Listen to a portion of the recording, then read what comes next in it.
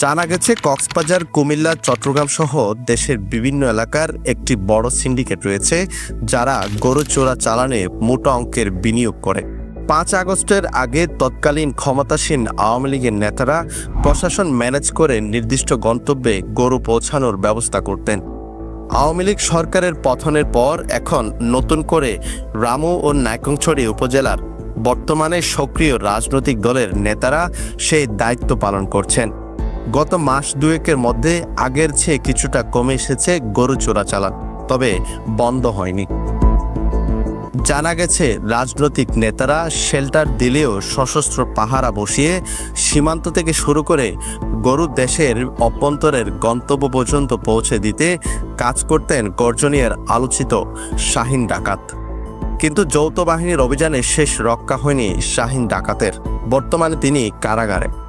বিপুল অস্ত্রসহ আটক হয়েছেন নিজ বাড়ি থেকে। শাহীন ডাকাতের কারাগারে যাওয়ার পর সীমান্তে নতুন করে নিয়ন্ত্রণ নেওয়া শুরু করেছে গর্জনিয়ার আরেক আলোচিত ডাকাত আব্দুর রহিম। শাহীনের কারণে এক সময় এলাকা ছাড়া হলেও এখন পুরো এলাকা তার নিয়ন্ত্রণে। তার নেতৃত্বে বিভিন্ন গ্রুপে নেতৃত্ব দেয় আনোয়ার, থিমচরির আফসার, আমিরুজ্জামান, জসিম ও গিয়াস। তাদের কাছে দেশি বিদেশি ভারী অস্ত্রের সংগ্রহ রয়েছে, যা ব্যবহার করে পাচার নিয়ন্ত্রণ করে তারা।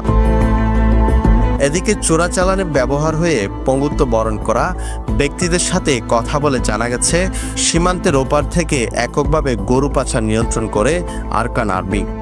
মূলত ভারত থেকে সীমান্ত অতিক্রম করে মিয়ানমারে ঢুকে গরুগুলো, সেখান থেকে রাখাইন রাজ্য হয়ে বাংলাদেশে পাঠায় আরকান আর্মি।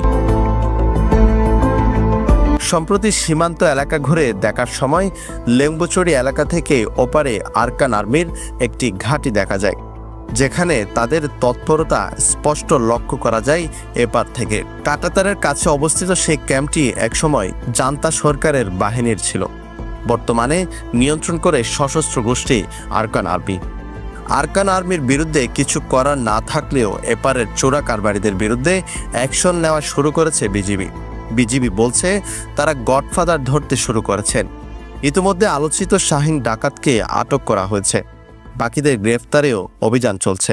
যে শাহীন ডাকাত গর্জনিয়া এই রামুত এলাকা থেকে সেই পুরা নাইক্ষ্যংছড়ি সীমান্তে প্রাধান্য বিস্তার করেছিল, তাকে গ্রেপ্তার করা হয়েছে, আইনের আওতায় আছে, সে বর্তমানে জেলে আছে।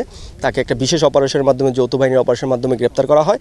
এছাড়া তার সহযোগী বিভিন্ন জায়গায় তারা গ্যাং লিডার, এ ধরনের আরও 5-7 জনকে যৌথ অপারেশন এবং বিজিবি আলাদাভাবে কিছু অপারেশন করে তাদেরকে গ্রেপ্তারের আওতায় আনা হয়েছে।